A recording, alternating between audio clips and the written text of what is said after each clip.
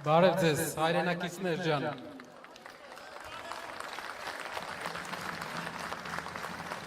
Մենք գտնվում ենք Հայաստանի ազատության հրապարակում։ Ինչու ենք այսօր այստեղ կազմակերպել մեր հավաքը։ Հայաստանի ազատության հրապարակում սկիզբ է առել մեր պատմության շատ կարևոր շարժումներ։ Առաջինը այստեղ է սկսվել Ղարաբաղյան շարժումը։ Երկրորդը այստեղ է սկսվել Հայաստանի անկախության շարժումը եւ երկու շարժումները մեր հայրերը հասցրել էին դեպի հաղթանակ։ Այսօր մենք մեր ձևով շարժման անդամները եւ կամավորները սկսում ենք երրորդ շարժումը Հայաստանի վատ շրջանի ավարտի շարժումը եւ վերակառուցման շարժումը։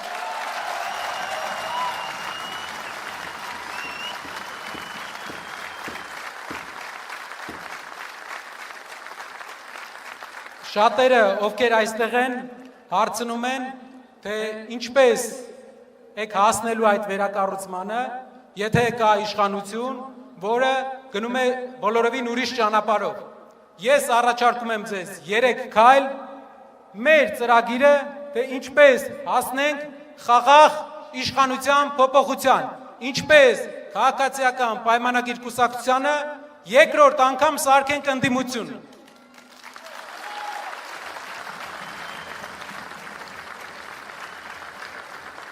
Քայլ համար 1. Մենք պետք է բոլորս պատրաստ լինենք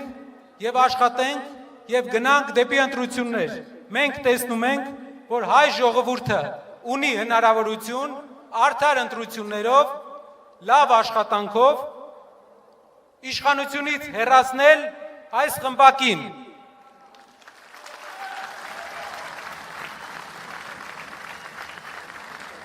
Շատերը կասեն, Նարեկ ջան, ինչպես ենք մենք իշխանությունից հեռացնելու նրան, եթե նա ունի պետական ռեսուրսներ, նա ճնշումներ է գործադրելու, նա մարդկանց տիպողաբար տանելու է ընտրելու, ես կարող եմ ասել այդ ժամանակ, հաղթանակը պետք է լինի այնպես, որ իրենց տիպողաբար ընտրած 10,000, 20,000 այդ մարդկանց ձայները վերջնական արդյունքի վրա տարբերություն չտան, այսինքն քաղաքացիական պայմանագիր կուսակցության պարտությունը լինի անվերապահելի։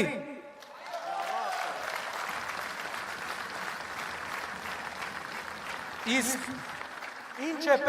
ինչ պետք է բոլորս անենք դրա համար, ամեն մեկս, ովքեր այստեղ են, գիտեմ, որ շատ մարդիկ իրենց գործը թողել, եկել են այստեղ, որպեսզի հարցերի պատասխան լսեն։ Կարևոր հարցերի պատասխան։ Լավ, ինչ անենք, որպեսզի այդ օրը 1 օր շուտ գա։ Ինչ ես դու առաջարկում։ Շատ շարժումներ են ունեցել։ Մեր հայրենիքում շատ շարժումներ են եղել, որոնց ինչ պատճառներով չեն հաջողվել։ Ինչն է ձեր առաջարկը։ Իմ առաջարկը մի բանն է։ Այստեղ կան տասնյակ հազար մարդիկ, տասնյակ հազար Հայաստանի քաղաքացիներ։ Բոլորս եւ ամեն մեկս, եթե աշխատենք ակտիվ եւ խոսենք մեր շրջապատի հետ։ Բոլորի հետ պետք է մեր շրջապատում խոսել, բոլորին պատմել ճշմարտությունը, համբերատար հարևանների, բարեկամների, բոլորի հետ խնդրում եմ, սա է ճիշտ ճանապարհը։ Խոսեք, պատմեք, բացեք այդ մարդկանց աչքերը, որովհետեւ այն ինչ մենք գիտենք, հնարավոր է այդ մարդիկ չգիտեն։ Եթե ամեն մեկը այստեղի գտնվող տասնյակ հազար մարդկանցից 3 հոգու կարողանա այնպես անի, որ նրանց աչքերը բացվեն, որ նրանք ճիշտ քաղաքացիական դիրքորոշում ունենան, ես վստահեցնում եմ, մի քանի ամիս հետո մեր հասարակությունում իրավիճակը կատարյալ փոփոխված է լինելու եւ այս իշխանությունը շանս չունի մնալու։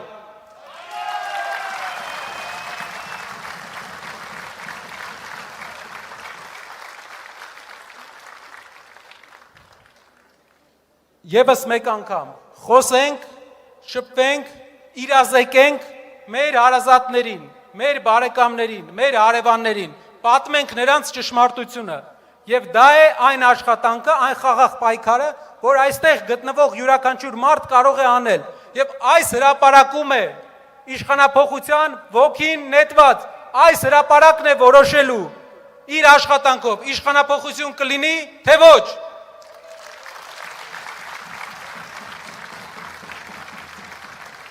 Ես պլանավորում եմ պատմել ձեզ, թե ինչ կլինի նաև իշխանափոխությունից հետո, որպեսզի մենք մի խնդրից դուրս չգանք եւ գնանք նոր խնդրին բախվենք։ Առաջինը պետք է լինի խաղաղ աշխատանք, կայուն երկիր։ Մենք երկրի ղեկավարները պետք է ամեն օր միայն գործով զբաղվեն, մի օր շուտ վերացնեն աղքատությունը մեր երկրում։ Մեր երկրում այսօր 500,000 մարդ գործ չունի շրջաններում։ Եթե մենք աղքատության դեմ չենք պայքարում, տարիներով մենք գտել ենք մեղավորներ մեր աղքատության մեջ եւ պայքարել ենք այդ մեղավորների դեմ, բայց պետք է ոչ թե մեղավորների դեմ պայքարենք, այլ աղքատության դեմ։ Ամեն օր ամբողջ պետական համակարգը պետք է պայքարի, որպեսզի օր առաջ Հայաստանը 21-րդ դարում հաղթի աղքատությունը։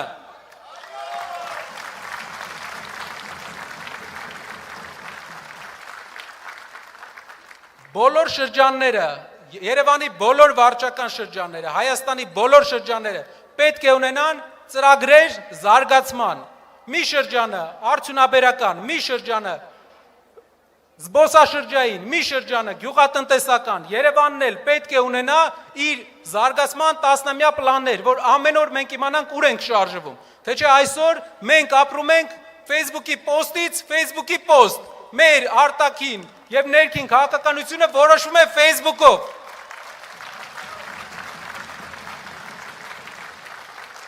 Իշխանափոխությունից հետո նաև մենք խոսք ենք տալիս, որ քաղաքացիական պայմանագիր կուսակցությանը կտանք 2 պաշտոն։ Առաջինը ճանապարհաշինարարության պաշտոնը, որ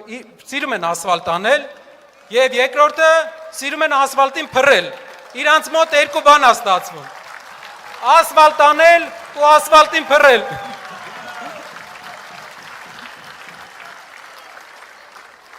Ինձ թվում է իրենք գոհ կլինեն, քանի որ իրենց կյանքում մեծ բան չի փոխվի դրանից հետո, որովհետև հիմա էլ դրանով են զբաղված։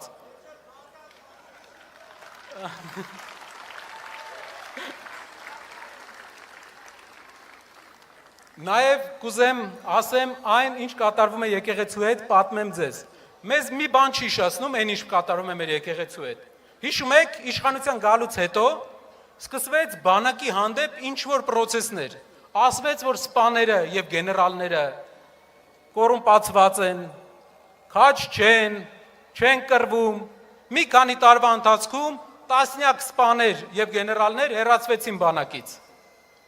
Եվ այն ժամանակ էլ նույն ձեռագիրներ ասում էին սպան լավը չի, գեներալը լավը չի, զինվորը լավն է։ Հիմա ասում են սրբազանները, մեր սրբազանները, մեր եկեղեցու սրբազանները լավը չեն, քահանան լավն է։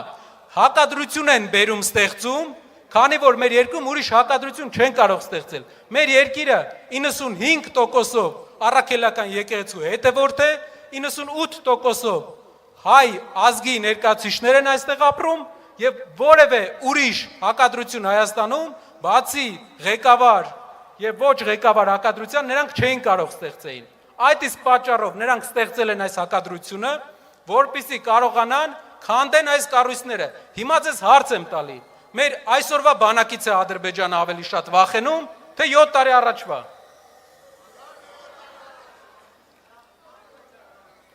Նույնն էլ եկեղեցու հետ է լինելու։ Դուք պատկերացնում եք ՔՊԱ-ացված եկեղեցի։ Պատկերացնում եք, նրանք ուզում են եկեղեցին սարքեն հարսանի կանող կառույց, բայց եկեղեցին մեր ազգապահպանության հիմնասյունն է, ու դա նրանց մոտ չի հաջողվի։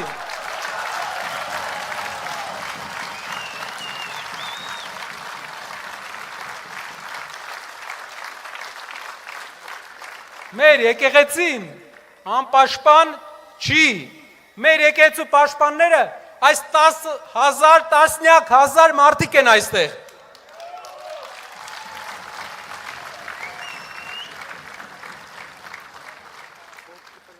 Նաև շատերը հարցեր են տալիս, ասում են, լավ, բոլոր քաղաքական ուժերն էլ խոստացել են, բոլոր ղեկավարներն էլ խոստացել են, որ մենք ապրելու ենք ավելի բարեկեցիկ երկրում։ Լավ, ձեր առաջարկն ուրիշների առաջարկը ինչով է տարբերվում։ Ասեմ, ինչով է տարբերվում մեր առաջարկը։ Պատկերացրեք, քաղաքացիական պայմանագիր կուսակցության ղեկավարը, հայկական ժամանակի գլխավոր խմբագիրը, քանի հոգու, քանի մարդու կյանք է բարեկեցիկ դարձրել, մինչև վարչապետ դառնալը։ 5, 4, 3, քանի մարդու է նա կարողացել բարեկեցիկ սարքի։ Իսկ քանի մարդու է կարողացել Սամվել Կարապետյանը։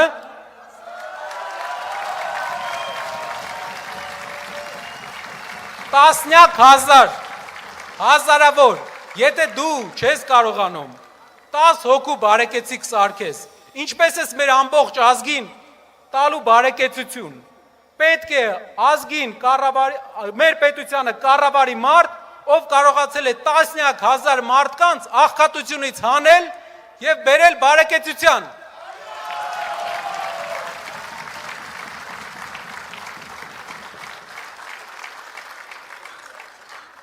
Շնորհակալ եմ բոլորից, ուզում եմ ասել, որ մեր պայքարը լինելու է խաղաղ, բայց հետևողական։ Մենք հետևողական գնալու ենք առաջ, ինչքան հետևողական հարձակվեն մեր եկեղեցու վրա, այնքան հետևողական էլ մենք կպաշտպանենք մեր եկեղեցին։ Ինչքան հետևողական փորձեն ինչ-որ ձև թուլացնել մեր հասարակության ակտիվ մասին, այդքան հետևողական էլ մենք ցույց կտանք մեր ուժը և միասնականությունը։ Շնորհակալ եմ։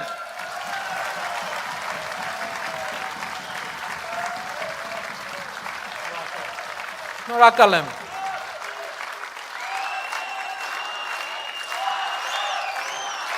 Ազատություն